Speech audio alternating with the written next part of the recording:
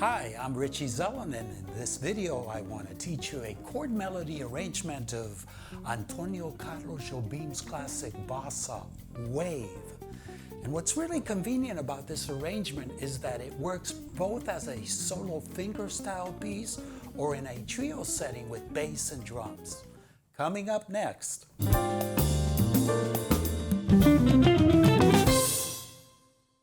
Welcome back to the Jazz Guitar Channel. And whether you are just starting out or have been playing for years, if this is your first time and you want to learn everything you can about the art of playing jazz guitar, please subscribe as I am continually posting new lessons for all levels of players.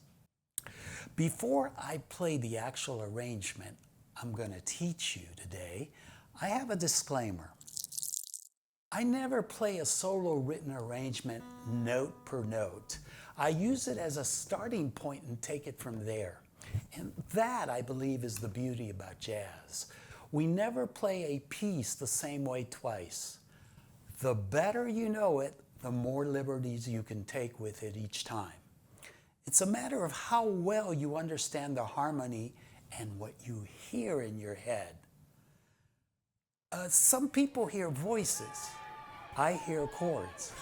Well, I hear voices sometimes too. I recently heard a lot of voices in my head. I think it was the Mormon Tabernacle Choir. Oh, sorry. Well, before the men in white suits come and take me away, let me first play a spontaneous rendition of what I will teach you next.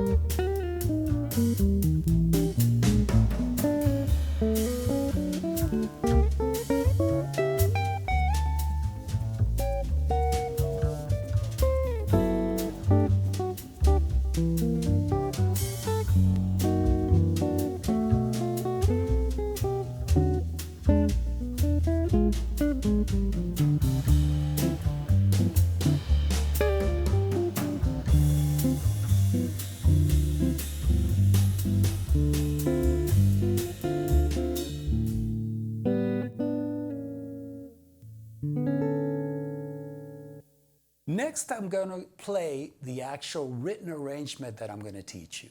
You'll notice that it is not so jazzy and spontaneous as what I just played, because here I'm trying to play it note per note as written. And I point this out because some of you might experience this when you first learn a written jazz arrangement for guitar. Well, this is perfectly normal until the arrangement and overall tune becomes a part of you. Only then will you be able to groove with it and hopefully mold it into whatever it is you want to say with it. So remember, the arrangement is just a guide or starting point, something to fall back on. As I stated in the opening, this arrangement works for different settings. Here it goes.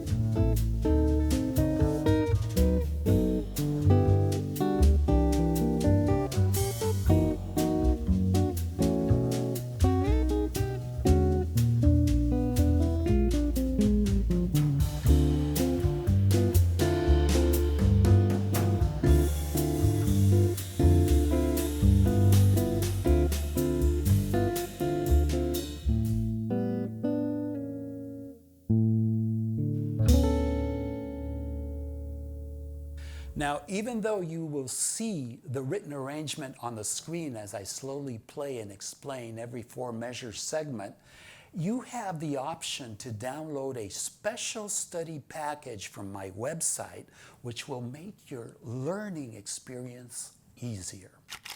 It includes a PDF with all the notation and added tablature, and it also includes a band in a box file and a MIDI file, both containing this arrangement so you can slow it down and loop different sections if you like. Finally, I'm including several MP3s of me playing it solo with the trio and also the trio backing track itself. I am placing a direct link in the info section down below. And finally, for those of you that feel intimidated by the arrangement, worry not. After teaching the arrangement note per note next, I will teach you how to simplify it for those not adept at maybe performing all the more complex details. So if you're wondering why I'm playing a different guitar now after you heard me play the arrangement with a full arch top, well, the reason is simply because this one has dots. And students often complain that when I teach a lesson with the other guitar, it doesn't have any dots and they can't orient themselves as to where I am on the fretboard. So this is a Heritage 535, by the way. And let's get started. The first 4 measures, the introduction, have a D minor 9 to G13 vamp, ending on an A13 flat 9. And what I do is I use a lot of open strings here. And I often do that with the fingerstyle arrangements. And it's something I picked up both from classical guitar. Not that I'm a classical guitarist, but I did meddle a little bit with it to understand a little bit about writing and arranging for the instrument. And I also picked this up from Joe Pass. And Joe Pass, when he'd play his solo arrangements of different jazz standards, he wouldn't play them all the time in the original keys. He would pick keys that were suitable for the guitar and that would use a lot of open strings. And the reason we do this is because we want the notes to ring. You know, it's something we want to exploit. We want to take advantage of the resources of this instrument. Fortunately, wave is in the key of D, and there's a lot of open strings we can use. So having said that, let's look at this. Let me count this out. 1, 2, 3, 4.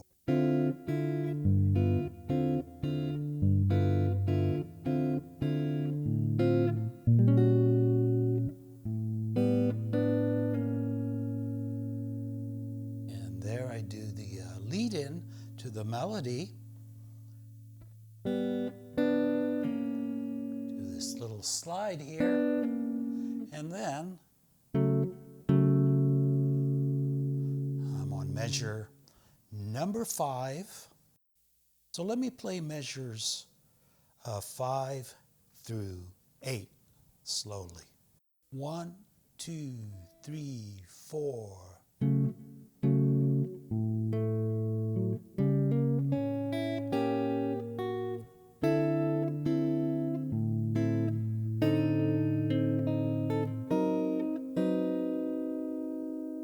So here I'm basically outlining the D major 7th chord, have the 7th in the bottom, the 3rd, and the 5th, which is the melody. I play that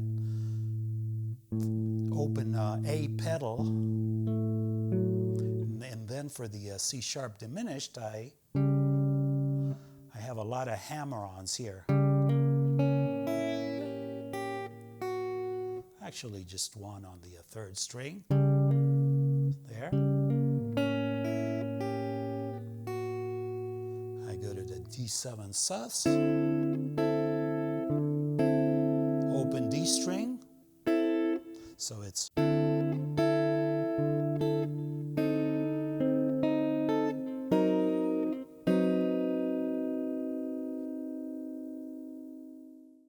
and I'm ready to go to the G major 7 sharp 5, which is measure number 5 of the A1 section. And I'm going to play 5, 6, 7, and 8. 1, 2, 3, 4.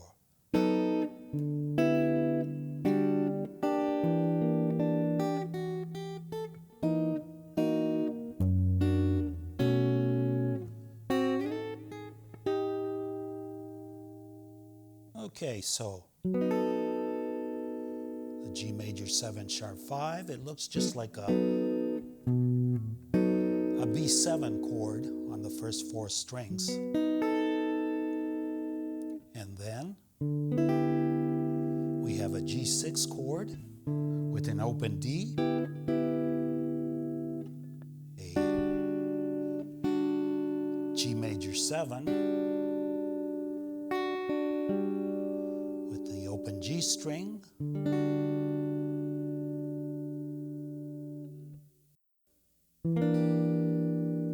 C9 chord,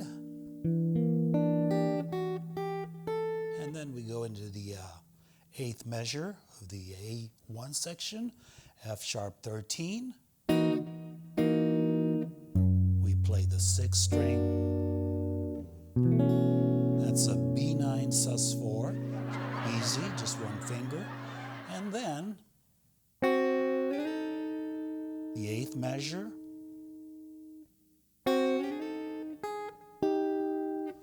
we're just playing a tritone to outline the B7 flat 9.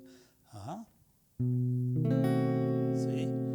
I'm just playing the top 2 notes of that chord. And we're doing the symmetrical diminished principle of taking an interval and just transposing it up, and I'm doing a slide, a minor third up. Remember, all symmetrical shapes transpose in minor thirds. And then with my pinky, I'm hitting that B flat and G on the 2nd and 3rd string. And that leads us to the 9th measure, the E13. So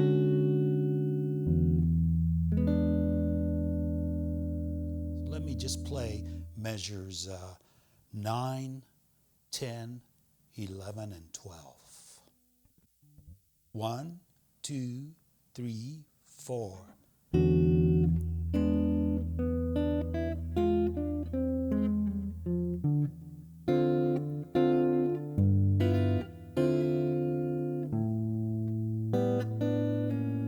And you already know that lead in to go back to the melody. But the E13th on the 9th measure, here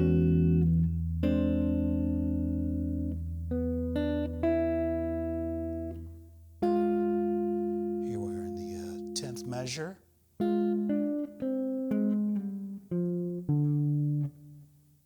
and we're back the initial vamp, D minor 9 to G13. And now we're going to the A2. We're repeating the melody for a second time before going to the bridge. And there's just a few variations. For example, in the first measure of A2, the D major 7, starting with the A pedal, and I'm playing.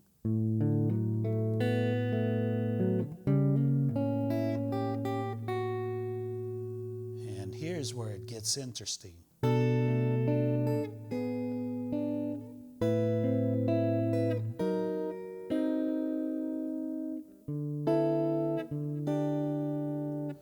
Okay, so back to the first measure of A2, D major 7. Really exploiting those open strings here. I'm going from the D, hammering on to the F sharp.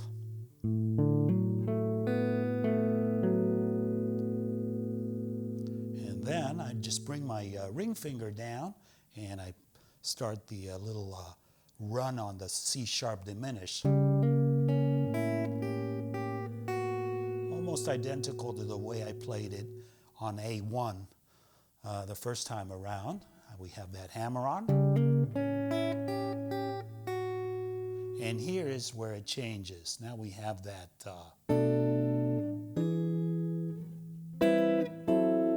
variation there in the harmony, which comes from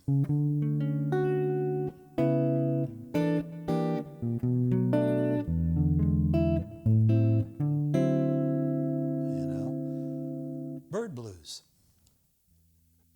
Okay, so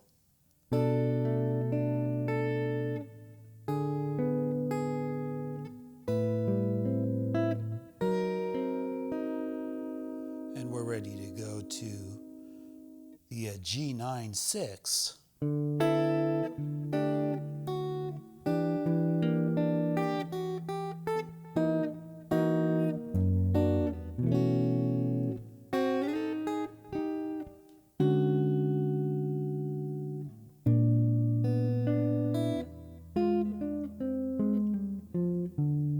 So let me play the fifth measure through the eighth measure of A2. So starting with the 9-6, I first play a D, open D pedal for the G9-6 chord. Let me count it out. 1, 2, 3, 4.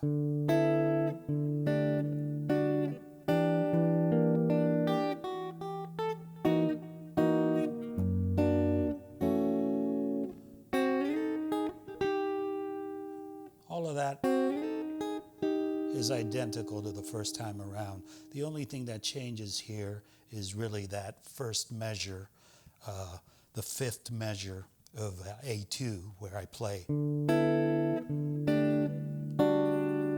And from here, from that C9, everything else is identical to the first time around. So let's finish with the A2 section. And we're going to the ninth measure of A2, measures 9 through 12, starting with the E13. 1, 2, 3, 4.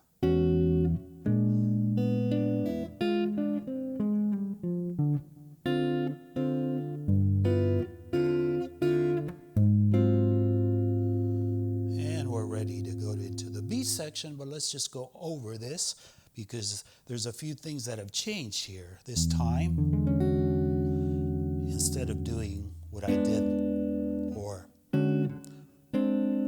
the first time around, I'm going to a B flat 7 here, and I'm playing some open strings for the melody.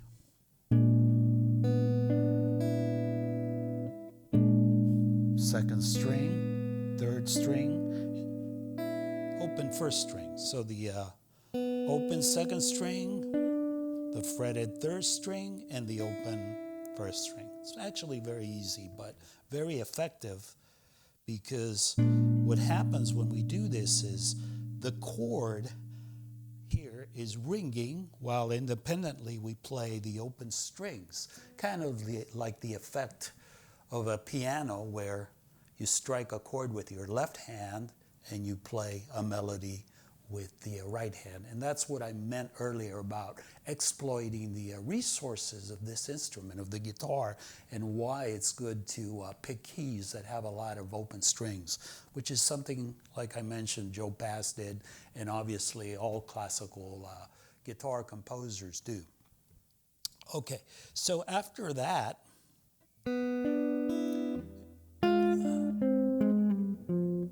that's the same. And then we go into the vamp, like the beginning, but this is going to end different on the 12th measure. So measure 11.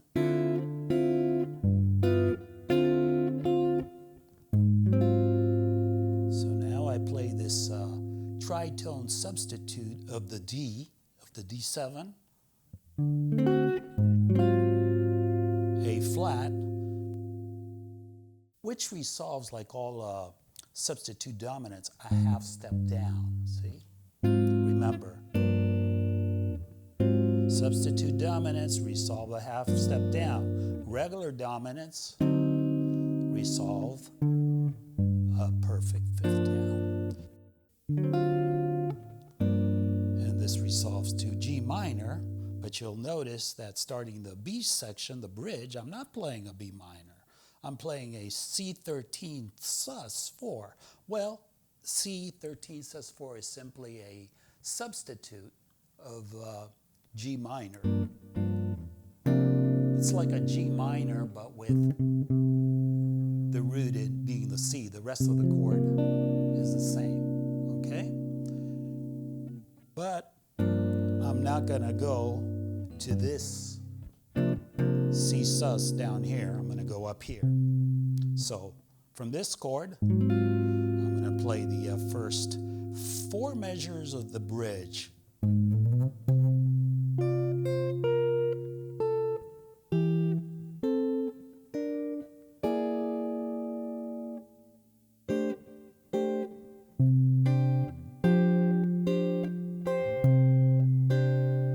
See, there's that João Gilberto comping pattern.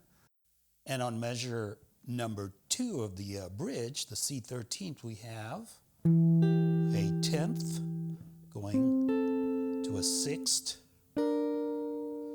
and another 10th. And then we go into the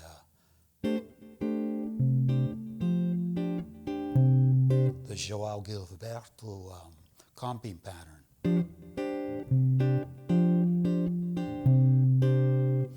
And the final 4 measures of the B section are very similar to these 4 that I just played, only that there are a couple of different things there, but let me play it. 1, 2, 3, 4.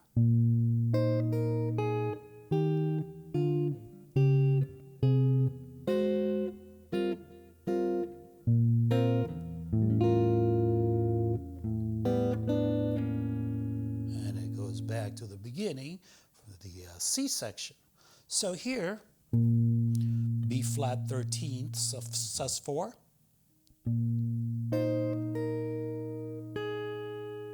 a 10th here, going here. We have some counterpoint, contrary motion,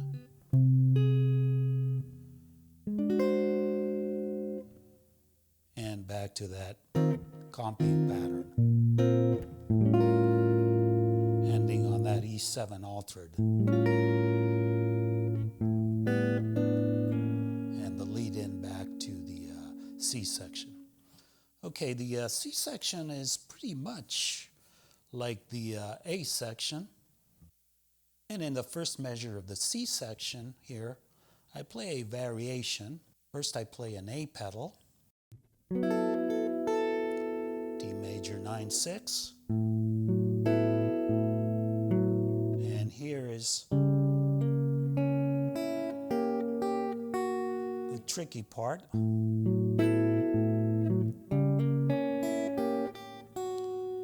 Going to the C sharp diminished 7. It's the same thing we've been doing all along every time we repeat this section. So is the next measure. And then we continue, and we're on to the 5th measure of C. And this, I think, is identical to what we have been doing. At least the first time around, it's the G major 7 sharp 5. By the way, this is an interesting little reharm of this melody here, because that sharp 5 in the G major 7 resolves to the 6.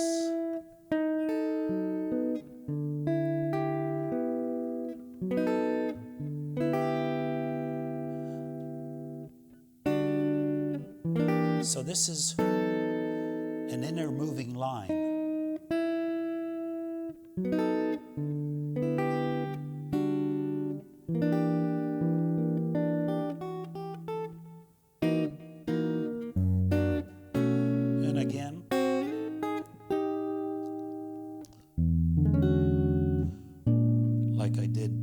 before I went to the bridge.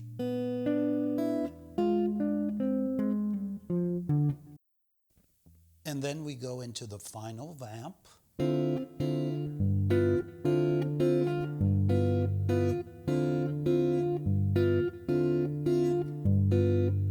One more time. Play the A pedal. And we retard that little lead into the melody. And instead of playing the melody again, we just play or D major 13. Now, before I conclude, just a few suggestions here. You can always simplify this arrangement. And if you're having a hard time, let's say playing some of these shapes with the open strings, like the vamp, you can always just play the written harmony and with regular chords like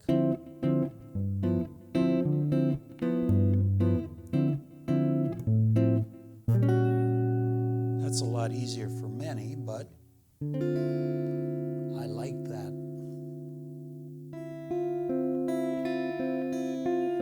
That open string sound, that tension, and I can do it, so I do it. So if you can, it's up to you. That's one thing.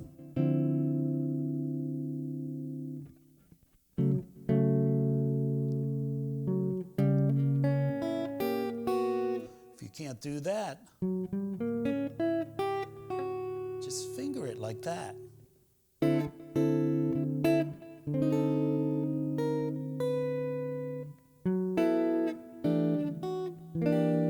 You don't always have to do all those open strings there. You can just do.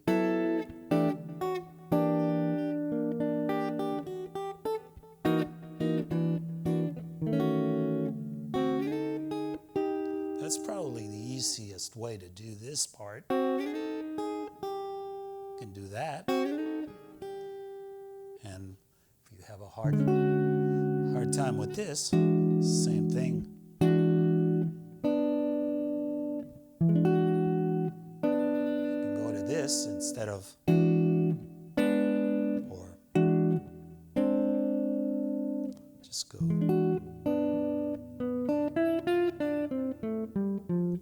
That's another way of doing that.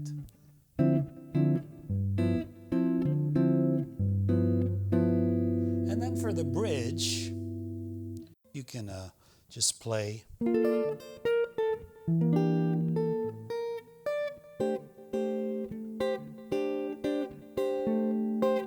or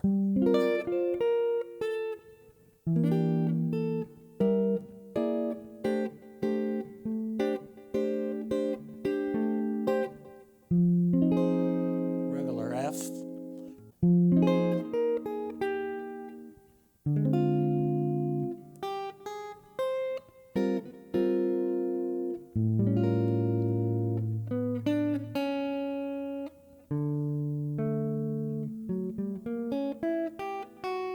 That's the easy way.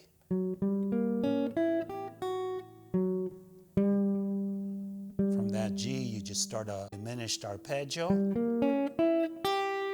down here to the F sharp. A minor 7. You can look at that as an A diminished or F sharp diminished.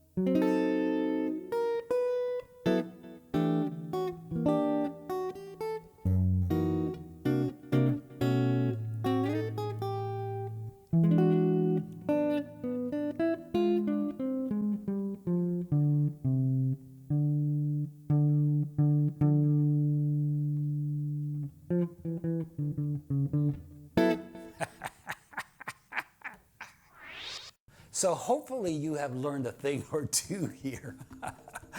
If you want to hear me playing and improvising over wave in a 2-guitar duet setting, I have a special tribute to Jobim based on this piece on wave.